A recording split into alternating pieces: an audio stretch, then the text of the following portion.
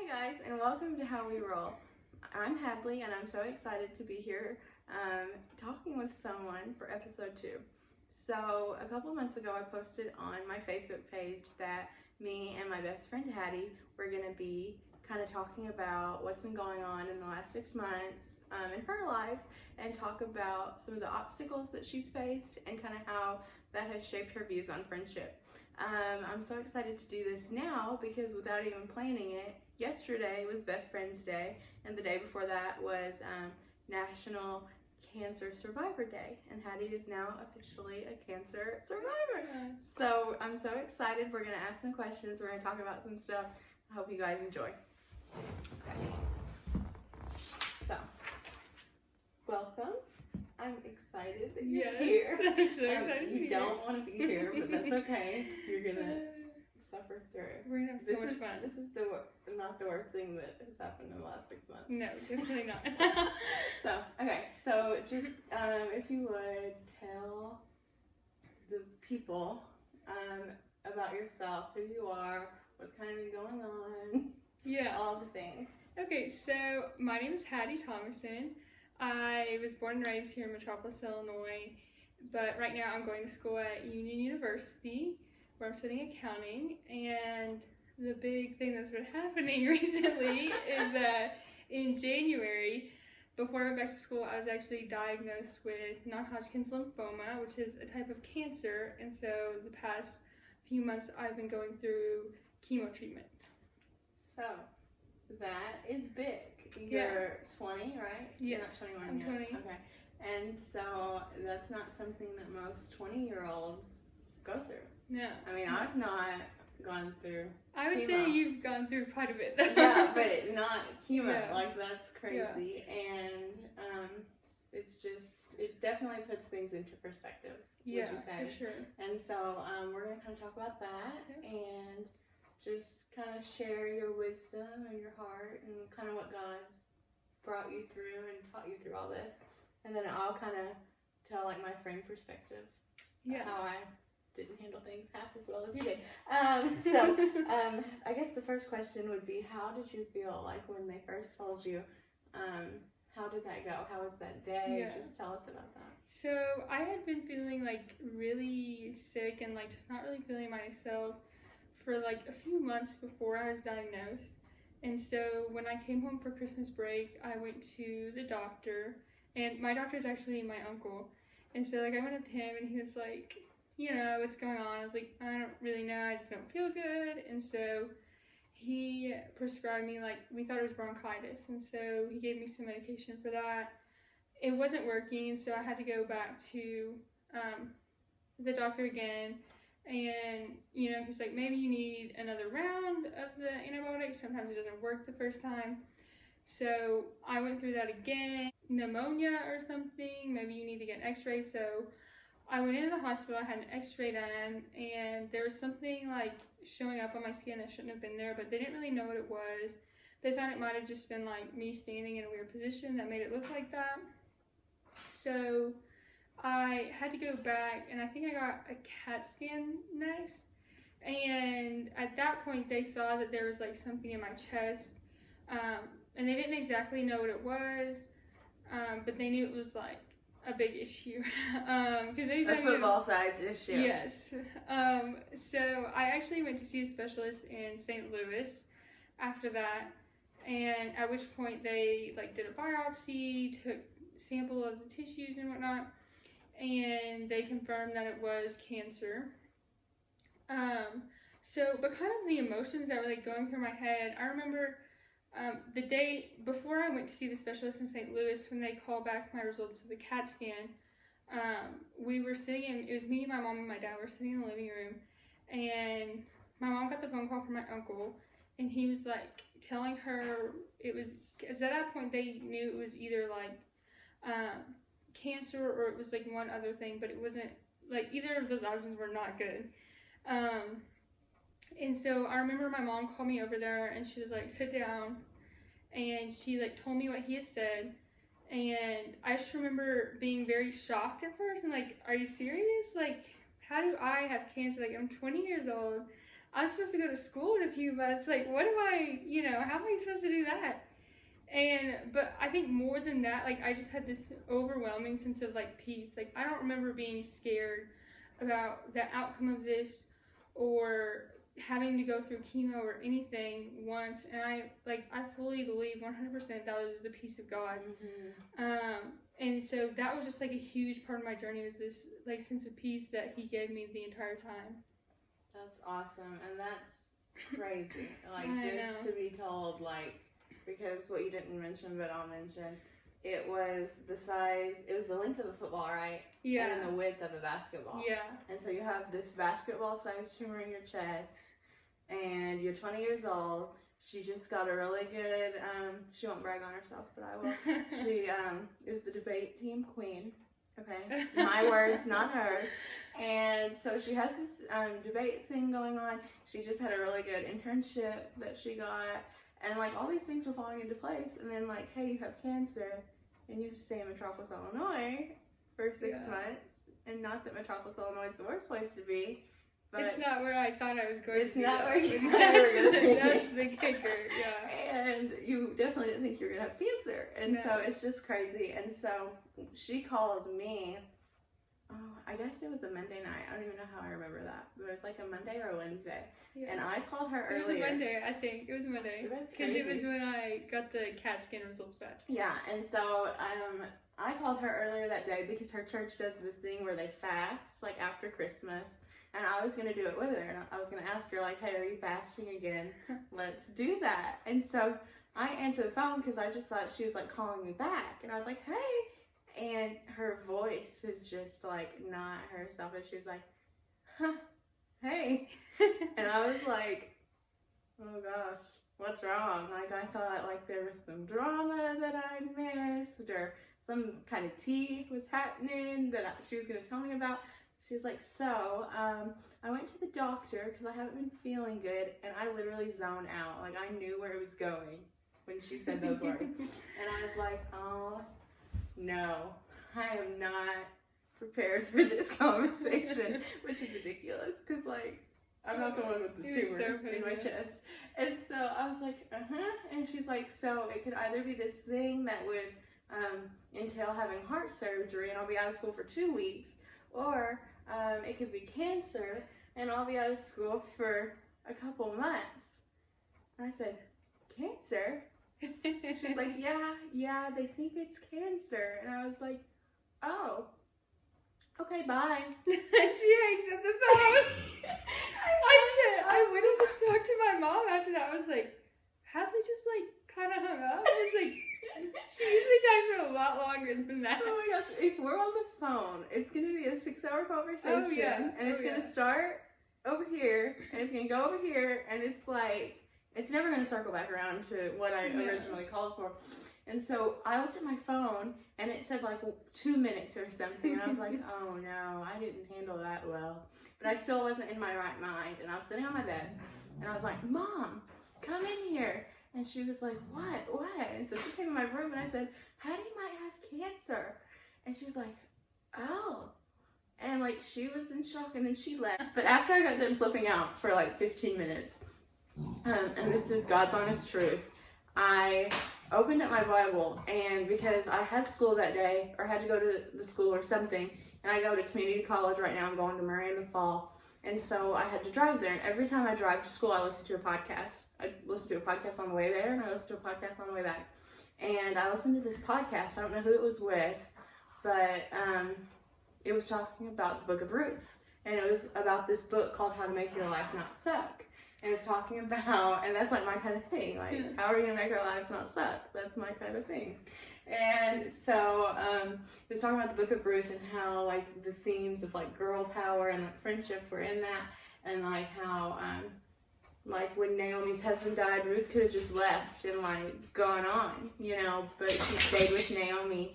And I was really, like, into that morning. And I thought about that a lot. Then Hattie calls me, and I was like, I need to read the book of Ruth. And so I literally opened up the book of Ruth, and it got to the part of, like, where you go, I go. And I was like, okay, God, like, whatever happens with Hattie, I'm going to be right there. We're going to be okay. she shaves her head. I'm shaving my head.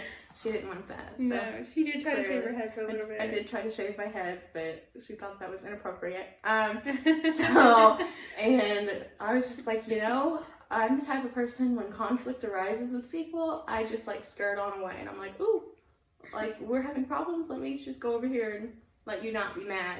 Or like when things get rough, I'm like, oh, I'll let you figure this out, and then we can remerge. And I was like, I'm not doing that anymore. I'm like gonna be there for her.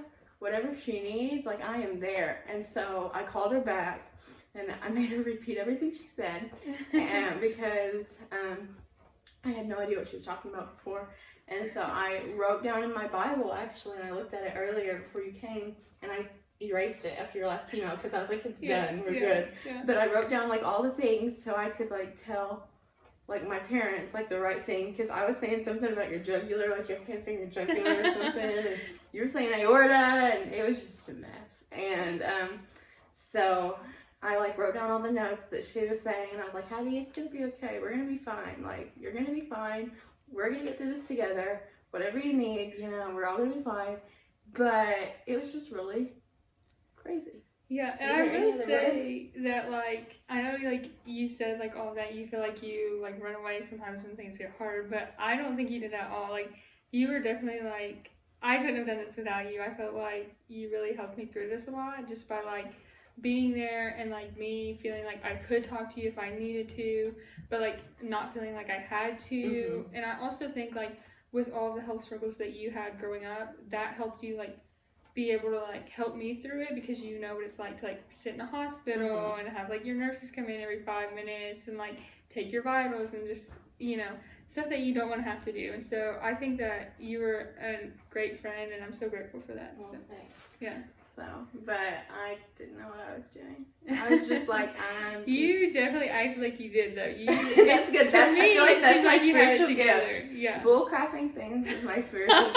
I just like fake it till you make it has been my mantra for my whole life. And so I'm like, do you want a Harry Styles pin? I'll buy you a Harry Styles pin, and then that'll make it better. Yeah. Do you want a hat? We'll go look at hats. Yeah. And like, I don't know, but definitely, I think if you would have flipped out, I would have flipped out. But I looked at it like, okay, well, Hattie's not crying. Like, she's the one who's shaving her head tonight, and she's not crying, so I'm not going to cry. That'll make me look like a butthole, And I think we fed off of each other's, energy, and we were like, okay, we're just going to have to get through this and survive. And then we'll thrive later. Yeah. But we're just surviving for the next 6 months. And so I think that is cool, and I'm very grateful to God for all that he's done. Okay, mm-hmm. Second question.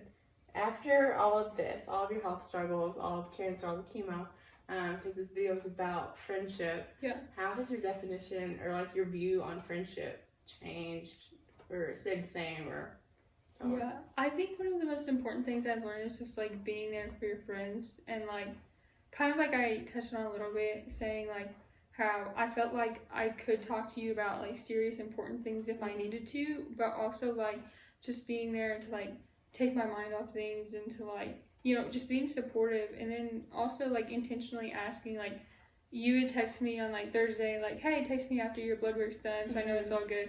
Like intentionally asking your friends about stuff like that, stuff that you remember them telling you about that is going on, like, hey, how did that go, stuff like that. Yeah, so. And I'll say, after all this, I feel like I'm a much more intentional friend to other people also. Yeah. Like, I think about other people, and when I do think about them, I text them. Yeah. Where, like, before, I'd be like, oh, I don't want to bother them or think I'm weird, but now, like, if I'm thinking of somebody, I'm like, hey, thinking about you, what can I do for you? Let me pray for you. And before, I'm like, oh, they would like perceive me as weird, and so I'm not gonna do that. But this like really taught me that like life is short, and like you have to like be there for your people. And if you're gonna say you're friends with somebody or in like a friendship or relationship or whatever, you need to like commit to that person and like be there through the good times and the bad. And so. No, I totally relate to that too, because I felt like the same way before this. I was like, I don't know if like I should text them, we're not really that close. But like being on the other side of it, having people that I might not talk to you every single day, but like still were thinking about me, like having them text me and say, hey, I'm praying for you, or whatever they, might say, that really like does mean a lot, and it can really make somebody's day. So yeah. And I definitely think, like, when people text you, when you're like, so-and-so texted me today, I'm like, they're a good person. They're on the good list. They're good. And so now I see them out and I'm like, I think we're like friends and like they don't know me. And I'm like, oh, I know. I'm like, you texted Hattie. You're good. You're a good egg. So, okay. So, how do you think, because this was serious. This was like crazy. And I feel like when serious things happen, like in my case, I guess the most serious like health thing that I went through was my pressure sore junior year. And I feel like that really, we talked about that in private, about like how that alters your whole outlook on like a lot of things. And so like, what are some little things that you think have changed? Yeah, so I think one of the like biggest ways I see that is like, I remember before I had cancer, like when I was at school especially, I would get so stressed out about like, oh, I have homework, I have this test due, I have, this meeting tonight, how am I going to get all this done? And then like when you're in the hospital, sitting there for 6 days straight, getting chemo, it's like, that stuff really doesn't matter. What really matters at the end of the day is like your relationship with God, your relationship with people, and like how, you are doing, like serving the kingdom and doing kingdom work throughout your life. And so it just really puts things into perspective and like what's important in life and what you should really put your focus into. There's like a saying that a lot of people say, and it's like, if it's not going to matter in 5 years, don't spend more than 5 minutes on it. And so that's something that I've thought about lately a lot as well. I thought about that yesterday, actually. Yeah. It's like, a piece of homework that's not going to matter. That's not going to matter in 5 years. So don't put more stress on yourself than is necessary, Yeah. I relate to that too. When I was sick, and even now, like I see like the effects of it. I was like super stressed, and I still care probably too much about school. And don't we all? Like, no, that's the problem. We're the only two people in the world that stress the way we do. But I'm like, oh my gosh, if I fail this test, I'll never graduate, and I'll never go to marry, and I'll live in this house forever, and I'll live in Metropolis forever, and everything will be terrible. And that's like not the case. And like, I guess that was a good lesson for me this last semester. I've made an F on every ecology test I took this semester. That's just God's honest truth. With rapid honesty out here. But you still passed. But I passed, and I made a C. And like pre-pressure sore Hadley would have been disgusted with a C. But after I was like writing papers on my back, like I just can't bring myself to really worry about a C. Like, it's fine. It's passed. Like, I don't think they were in the teacher's lounge being like, hey, Hadley's the worst. Like, everybody has much better things to do with their time. Yeah. Well, especially like after all you've been through, it's like, yeah, I might have gotten a C on this test, but I didn't die. I fought, for a year, like, to get better. And I think that's kind of a bad attitude to have too, though, because I kind of think sometimes I'm like, well, as long as I don't get a pressure sore. And I'm like, no, Hadley, you haven't put away your laundry in 6 weeks, and you're being ridiculous, and you have no time management skills, and that has nothing to do with the pressure sore. So, like, put things into perspective, put some gas in your gas tank, and, like, get some initiative to put these clothes away or study for this test. And, but, yeah. Okay. So, what are some things, like, that you were worried about, like, I guess in vein-wise, like your looks and stuff? Yeah. We can talk about that. I know exactly. So one thing that I was like super caught up about, and it was like, my two worries when I found out I had cancer is, number one, oh my gosh, how am I going to go to school? I can't go to school. Keep in mind, I'm not trying to interrupt you, but she's my age. She graduated the same year as me, 2018. She would have been a senior this year. She graduated community college 2 weeks before she graduated Union. So she's much better. Yeah, high school, sorry.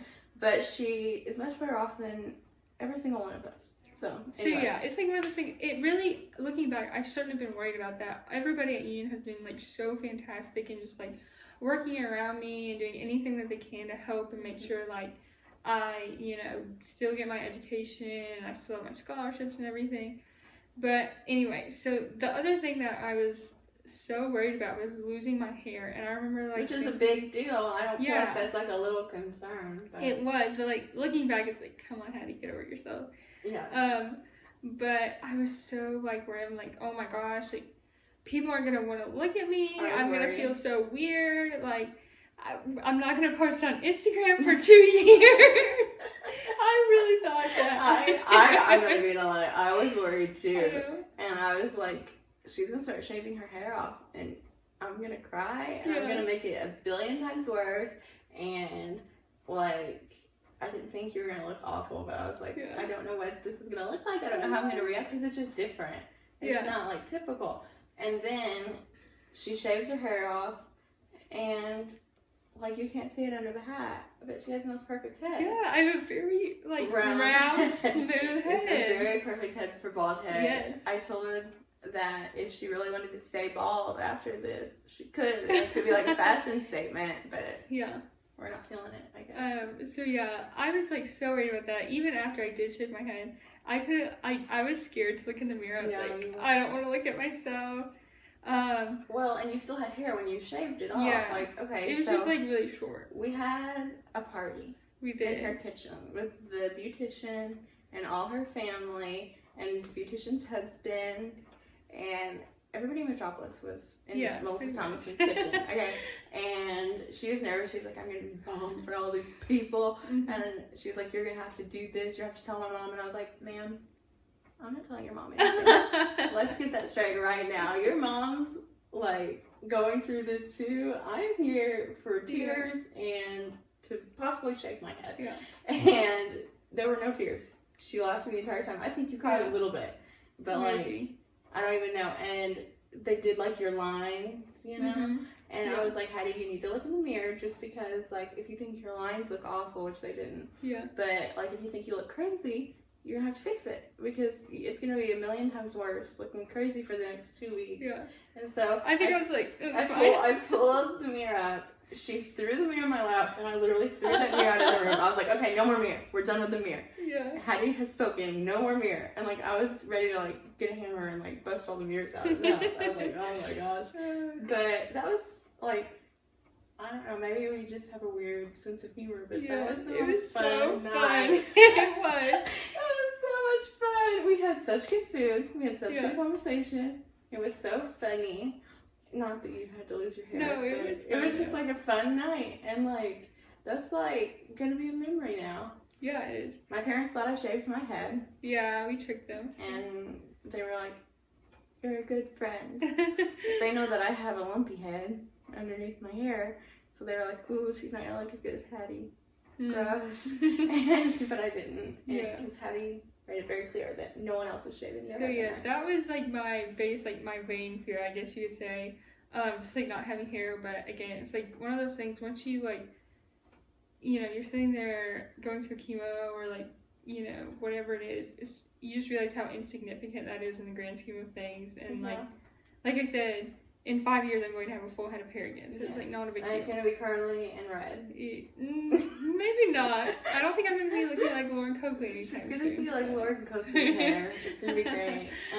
No, but on the other end of that, I've always been worried about like what people think of me, and like I have to dress cute so that people will think I'm cute because I have this wheelchair, so I have to overcompensate for this wheelchair. And like being friends with Hattie, and she just like puts her hat on and looks cute. Like this outfit, like you can't see the whole outfit to appreciate it, and like the accessories, but it's a 10 out of 10 outfit. And like it's so cute, and it doesn't matter that she doesn't have hair, and it doesn't matter that I can't walk. Like if you're gonna be friends with somebody, you're not gonna care that they don't have hair. Yeah. Like how crappy would that have been if I would have been like, well, Hattie, I don't think we can be friends. I don't think I can be friends with someone who's bald. I can't be friends with someone in a wheelchair. Like, that's weird. And if you think like that, I think you're probably gross. But, that's okay. But yeah. So, I think if people are going to be your friend, they're going to be your friend. And if people are going to be there for you, they're going to, like, choose to do so. It's not something that you should have to, like, twist their arm to do, because then they're not really being like a true friend. But okay, So now that you are in remission, you had your skate 2 weeks ago? About 2 weeks ago. 2 weeks ago. And we had your parade and party and so fun. a cake. That was a really good That was a cake. really good Yeah, cake. that was great. Molly Jo Russell, if you're watching this, that's a good cake. Get your cakes from Molly Russell. So now that that's all kind of done and you've kind of had time to like reflect and chill and you're not just like going from your last chemo to this video, what are some things that you like have reflected on that's like the hardest part, like physically and like emotionally, like bouncing back to everything? Yeah. So physically, just like going through chemo really like drains your system. I feel like I remember after I finished my first one, I couldn't even walk to the other side of the hospital to get my new last to put on. Mm-hmm. It's just like I feel like I was so tired all the time, which thankfully I feel like I'm getting some of that back, just like getting back into a routine and like I've been watching Nick, my cousin, and just like being a bit more active. But then mentally the hardest thing was I have read about like other cancer survivors who have felt the same way, but like when they're like going through chemo and treatment and things like that, they kind of are in this like fight or flight mentality where like it's, you just gotta get through it, you gotta, keep fighting so that you can be done with all of this. And then afterwards you're like, everything kind of hits you. And I feel like that's kind of happened in the last, couple of weeks it's really hit me like, oh my gosh, like everything I went through. And I was talking to Hattie about this the other day actually, about like how I was looking back on things that happened, like the fact that I, with Corona going on right now and everything, I was in the hospital by myself for a couple of the days, and like the fact that I was in the hospital for 6 days by myself, I like couldn't do that. I'd be crying. No, I was like, that was actually terrible, and like That at the was time terrible. I was like, it's no big deal. This I'm is fine. great. I'm getting some alone time. Yeah, I'm just watching Netflix. It's fine. But like looking back, it was terrible. and like, she spent Easter alone, and her family went to the top of like the building next to her room and like made signs, and that was sad. It was so sweet though, but it was like, yeah. Sweet. But it's bittersweet. I think the biggest thing is that like realizing when you go through stuff like this is life can be like bitter and sweet simultaneously, Yeah. But yeah, that was really tough, was going through that. And then like afterwards just realizing like the weight of it all kind of hitting you. But so yeah, I've been like leaning more into my Bible a lot, just like, seeking God, just because I feel like that's the thing that has helped me through this like this entire thing. And I know I could not have like done this without the faith that I have. I would have been so lost. So yeah, that's been helping me get through it mentally, and that was really tough. So yeah, well, and I'm proud of you because we talked about like after I got sick, I went right back to school, and I was doing like half days, like morning, Monday, Tuesday afternoon, that kind of thing. And I just kind of had that fight or flight for probably a year after I was sick. I was in that like thick of high school, junior year. I had a pressure sore. I didn't have cancer or anything like that. It was still very serious though. Like it was a big deal.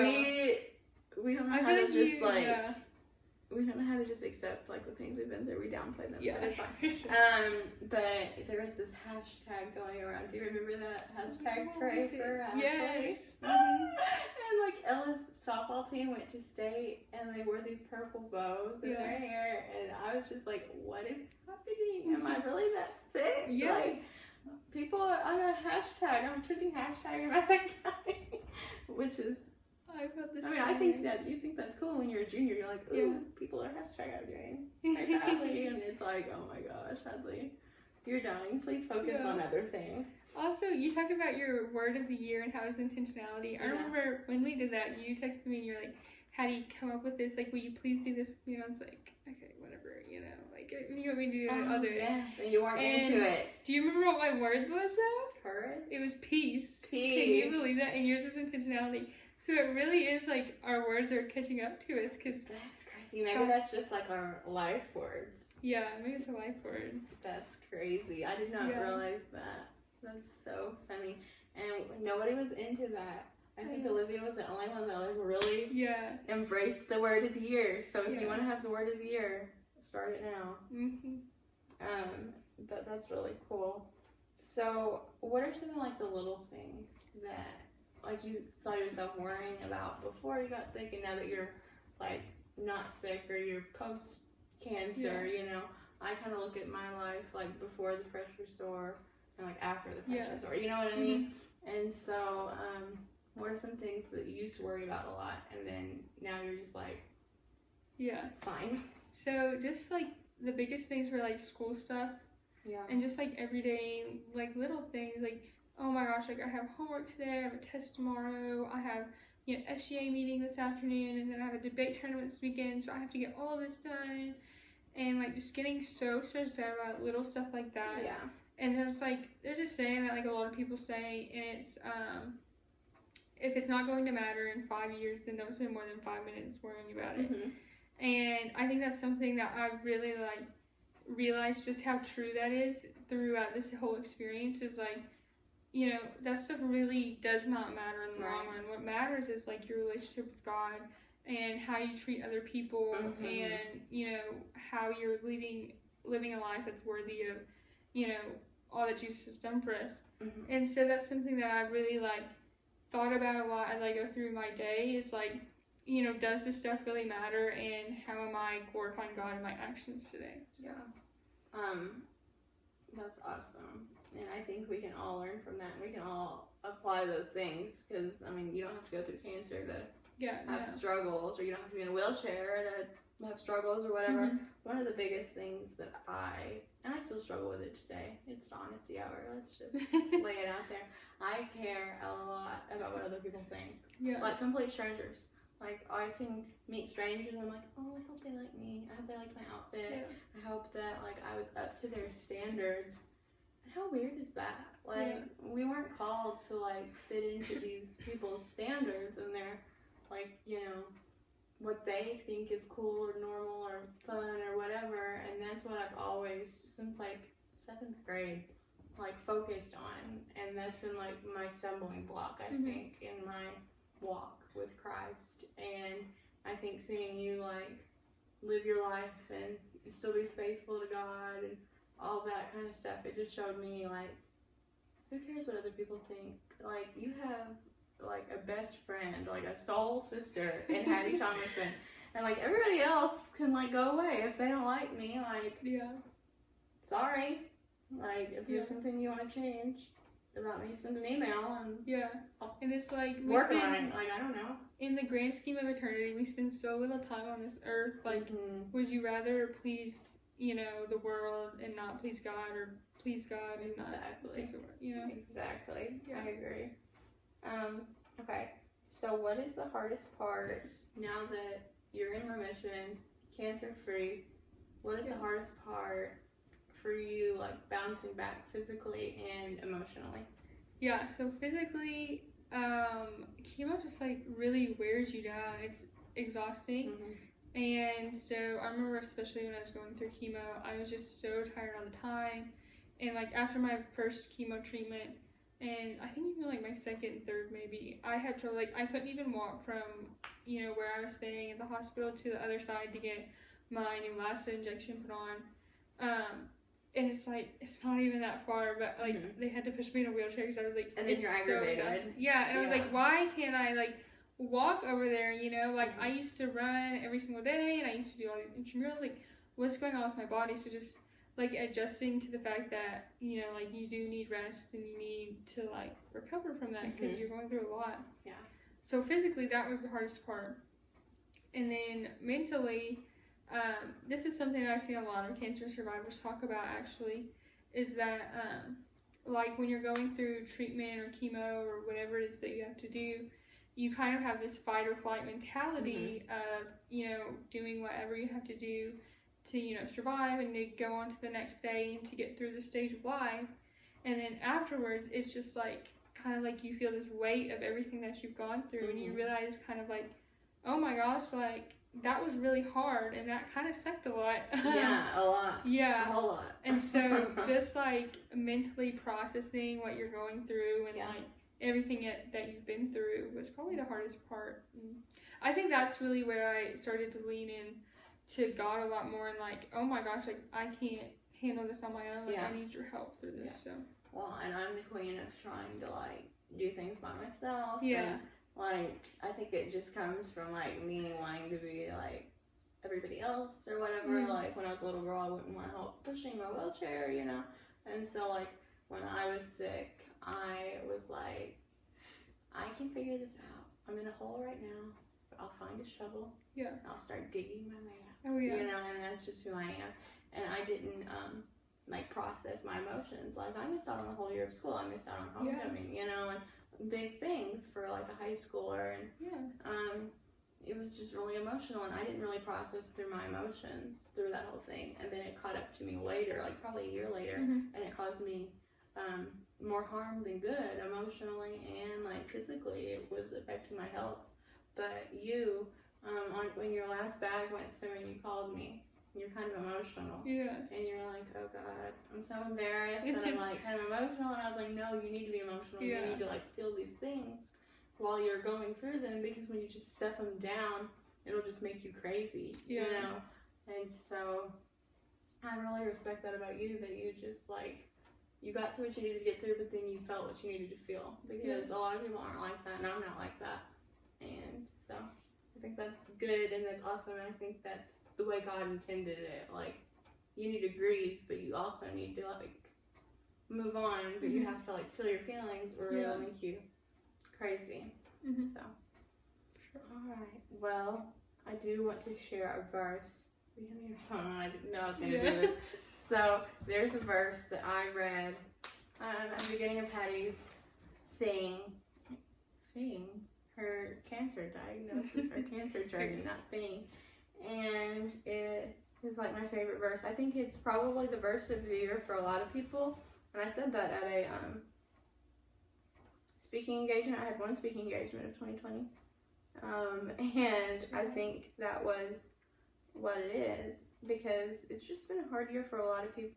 Okay, Habakkuk 3, verses 17 through just the end of the chapter says, though the fig trees should not blossom, nor the fruit be on the vines, the produce of the olive fail, and the fields yield no food, the flock be cut off from the fold, and there be no herd in the stalls, yet I will rejoice in the Lord. I will take joy in the God of my salvation. God the Lord is my strength. He makes my feet like the deer's. He makes me tread on high places, to the choir master with stringed instruments. And so it's like a song that the author of Habakkuk is like singing to God and like praising God. And I think that is like kind of what's been going on like in this situation, and like as a friendship, like both of us, this season that we're gone through together, it's just been really beautiful and special. And I know it sucks, and I wish you didn't have to have cancer, but I feel like it's made us like that much tighter. 100%. And I think a lot of good has come out of it, and I think that your insight and your experiences will positively impact other people, and maybe even other girls who are going through cancer right now. So thank you for sharing. I know that was hard. You're not into that, but I'm just really thankful that you decided to do this. I will be doing another How We Roll soon. That's normal question answers, so be on the lookout for that. Thanks for watching.